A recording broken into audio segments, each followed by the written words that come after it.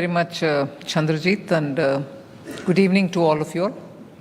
Honorable Chief Minister, CIA Chief, former President Dinesh, also DG Chandrajit Banerjee, Gunjan and Romal. Now, I suppose I'm doing the roadshow along with you continuously, so feels as if you both are part of the team. All invited guests. Things are actually very speedily evolving, and we are meeting at a time when we are talking about how to take the GCC further in the country. It's not as if there are no GCCs at all, but there was this impressive statistics or one particular number which was thrown at me at some point in time. Well before the budget of June 24, post the election, July 24 budget, that 50% of all the GCCs in the world are to be in India. And for the rest of them which are already outside of India, they are run by more than 50% Indians only. So if the rest of the GCCs outside of India had 100 people running them, 50 of them were Indians. So either way, almost now for 2 years, GCC has acquired an Indian flavor, and that's been going on with the same expectation and speed. So when we were talking in late June, preparing for the July budget, issues of GCC and how to promote GCC were all being discussed, but by which time it was apparent that this statistic was before us, that 50% will be in India and 50 which are outside are being manned by Indians. So there was a sense of urgency. We had to do something. Equally, there were voices saying, do you want a GCC? It's only going to be something very different from what was IT earlier. Now it's going to be called as GCC. But a bit more going into what made GCCs different from the earlier BPOs was that it had a space for research and furthering technology. It also gave opportunities for companies to do a further higher end research for greater innovation. So it was not just back offices. So the character of GCC itself had a built-in advantage for India in that you had the manpower, the human resources which are so with skill sets which are necessary for running a GCC. But also it was no longer the sweat labor that you're talking about. It required the knowledge component.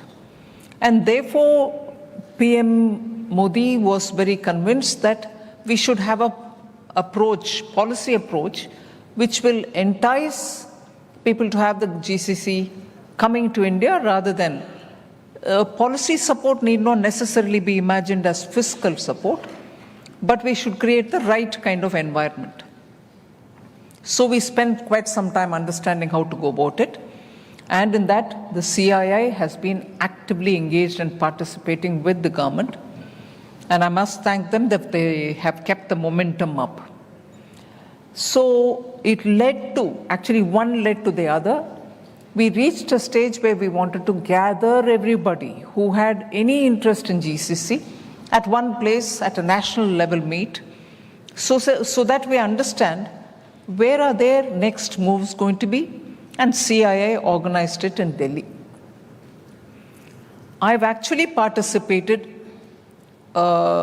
in quite such meetings earlier from my days in commerce. And in fact, Andhra Pradesh at that time and Visakhapatnam at that time hosted 2 partnership summits, one after the other. In fact, being in commerce, I used to say, why should we redo in Andhra? Can we not go anywhere else? But the Chief Minister was very clear, you do it here, that's it. There was no, in that style, no need to go anywhere else, you come here, we'll do it. So it made it easy for us, we came here. And those were the initial days of, in fact, Araku coffee I still mentally have that picture of Araku's stall where the CM took me and said, come taste it, you'll know. And even as we talked about Araku coffee in that partnership summit, in my days in commerce between 14 and 17, I once visited Paris, and in Paris, the entrepreneur came and met me and said, look, I have opened in the high street of Paris, one of them, a stall. You must come and see. And I've given a good touch of how we trace and track the coffee from the plant to the plantation or the farmer, and from there get it to the streets of Paris. So it was very, very good marketing technique, and I was very attracted to the way in which he presented it. And one, of course, I had tasted it in a partnership summit, and one obviously understands what importance Araku has for all of us. And when I went and saw that high street shop in Paris, it was impressive, absolutely giving credit to the farmers, the tribes who are actually moving into an area which was not originally theirs. Whoever would have thought Chikmagalur would be competing with Araku sooner? Chikmagalur, the old and traditional coffee growing area. But no, the reason why I'm expanding on this is there's a complete record of what Chief Minister Andhra Pradesh has done in Hyderabad. In fact, it was not Hyderabad and Secunderabad. There was a third city, which was the Cyberabad. Most of us used to call it like that. That was built, Outer Ring Road, many things. But today, in Andhra Pradesh, because it's necessary for us to understand as to why we are meeting here and what is the importance of meeting here. Today in Andhra Pradesh, I can count at least 3 frontier area foundations being laid. CM had announced already that quantum headquarter will be a quantum mission, which was part of my budget, 2 budgets earlier.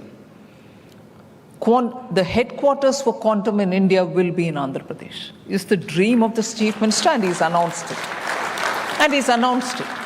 And he's also demarcated an area where he's going to create the necessary fundamental infrastructure for ensuring quantum emanates, or fountainhead of quantum would be here.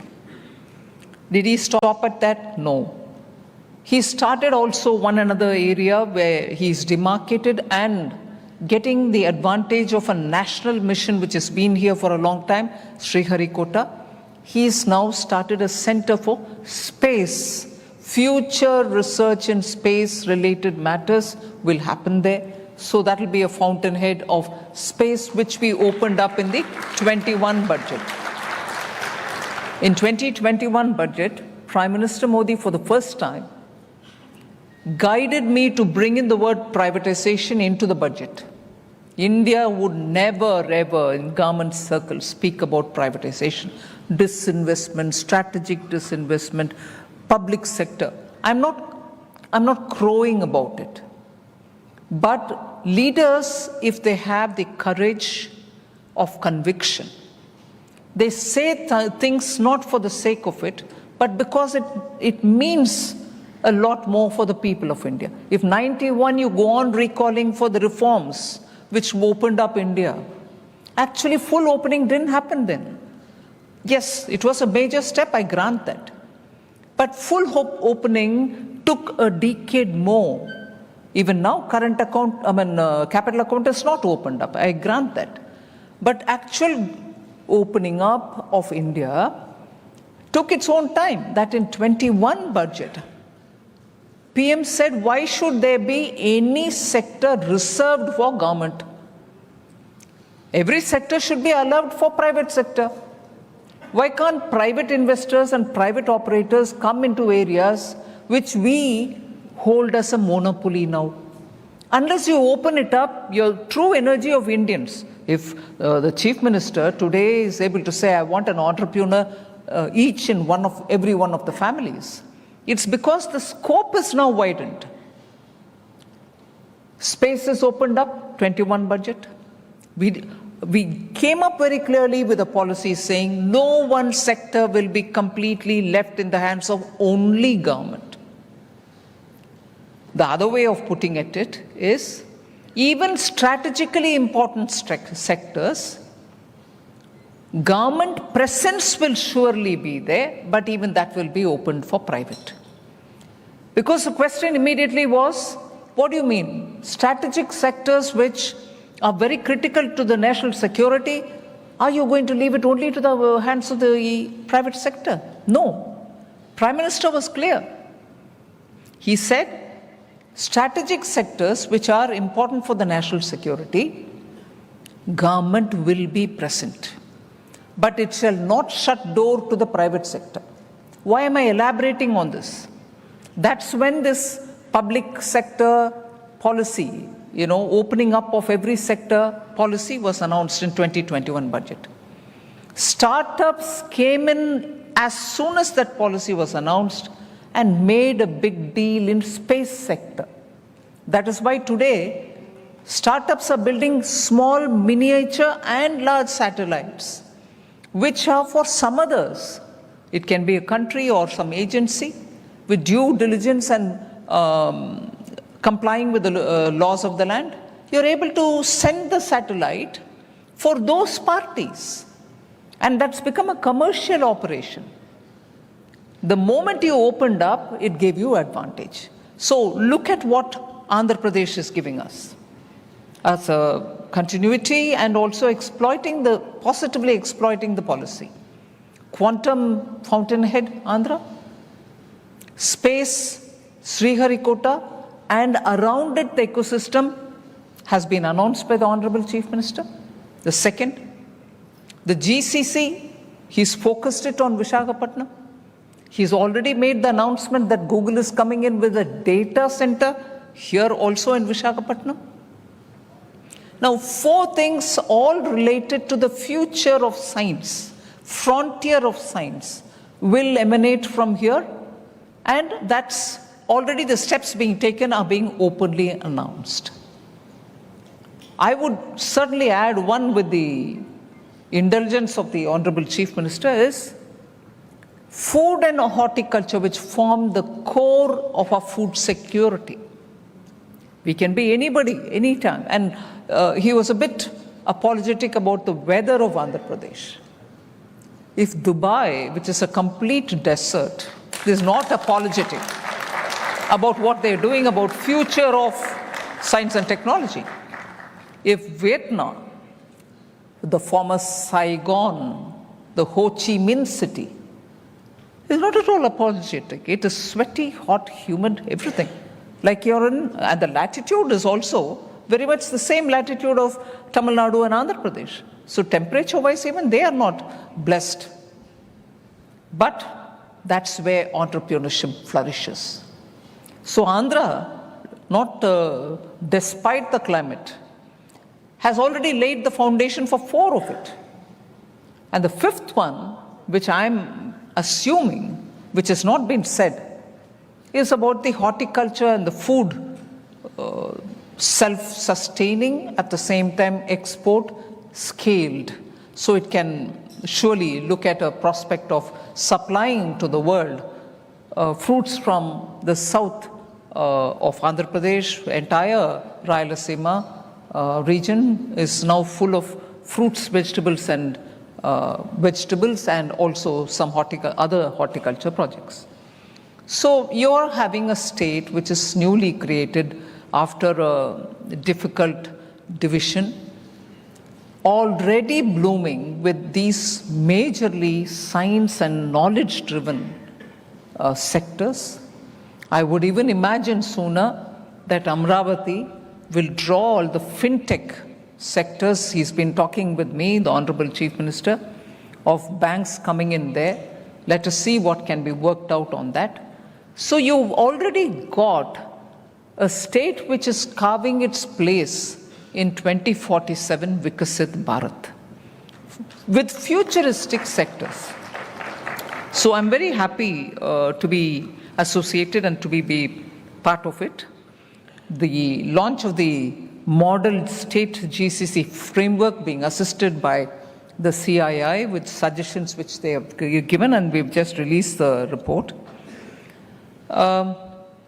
I've also already mentioned the fact that global capability centers have a far-reaching impact on economic growth, competitiveness, and also on human capital development. It's going to be a transformational journey. Romal and Gunjan have spoken a lot about what their study or the study group has come up with. Today, they are innovation hubs, driving R&D, generating intellectual property and patents, and enabling sustainable growth for global enterprise. Long-term competitive advantage to global organizations can be also extended. So GCCs are actually cementing their position in India as the world's GCC hub. Now, three things which I would like to highlight. They are pillars, if you want to call them so, or they are aligned pillars with the GCC world. Investments in physical and digital infrastructure is absolutely critical. So if GCCs can come and do their business, or in the future to even multiply their business, you need the governments, both the state and the central government. And what for? You need them because investments in physical and digital infrastructure is absolutely critical. Both the governments in Andhra and also Government of India will work towards strengthening it. I'll give you a bit more on it. The second pillar, I think, is the education and skilling of manpower. You need a basic set of skills to be able to enter the threshold on GCC, and furthermore also for the data centers. And a third one is the facilitative governance. So if I were to talk on the physical and digital infrastructure, investments in physical and digital infrastructure is the first assumption. The rapid rollout of India's own 5G network and the significant investments in urban infrastructure are an expression of the importance we are placing on ramping up capabilities. A massive push has been undertaken to address infrastructure and logistics bottleneck. Capital investments, for a moment, let us see the numbers that we are talking about. Capital investment has increased from 1.7% of the GDP, and that was in 2013-14. Of the GDP, capital expenditure money was only 1.7% of our GDP. It is now, in 24-25, reached 3.2% of our GDP, with effective capital expenditure being actually 4.1%. When I say effective, I mean not just the central government's expenses, but also state governments putting their capital expenditure money into it. So 4.1% of our GDP is now completely going into capital asset creations. Over the last 11 years, 88 airports have been operationalized. 31,000 kilometers of new rail tracks have been laid. Metro networks expanded over fourfold. And port capacities have also doubled. And the national highway network extended by 60%. So complementing all these efforts, the central government has also provided the state governments 50-year interest-free assistance so that they can have their capital assets increased money to spend on them. The center has given 50-year interest-free money to all states, and the total of what has been given is about 3.6 lakh crores up till now. That is the last 4 years. And 22 states have actually used it, resulting in recording more than 10% growth in capital expenditure from their own resources, from states' own resources. Now, the other is the Digital India Initiative, which has enhanced digital infrastructure and simplified e-governance, enabling faster and smoother operationalization of the GCC.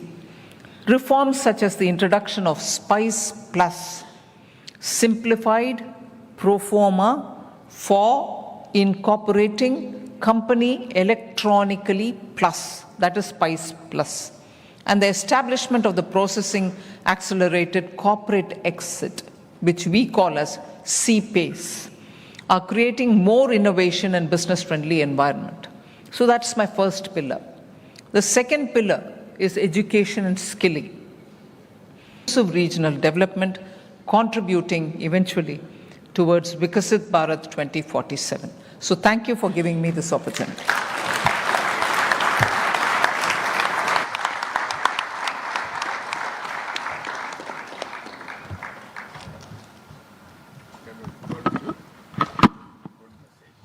Ladies and gentlemen, we have no time actually. We have flights to catch. Madam Finance Minister will catch a flight.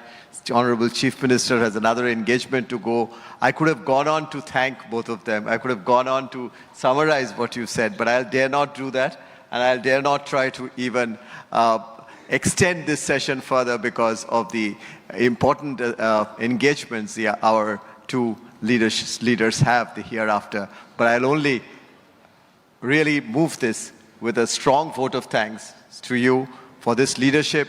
If I can summarize it with 3 T's, target setting for us, extremely thought-provoking for us, and extremely strong transformative ideas from you. And we will take this forward with our commitment, with the partnership from the industry. Thank you. Thank you very much. Ladies and gentlemen, please join me in thanking our honorable guest.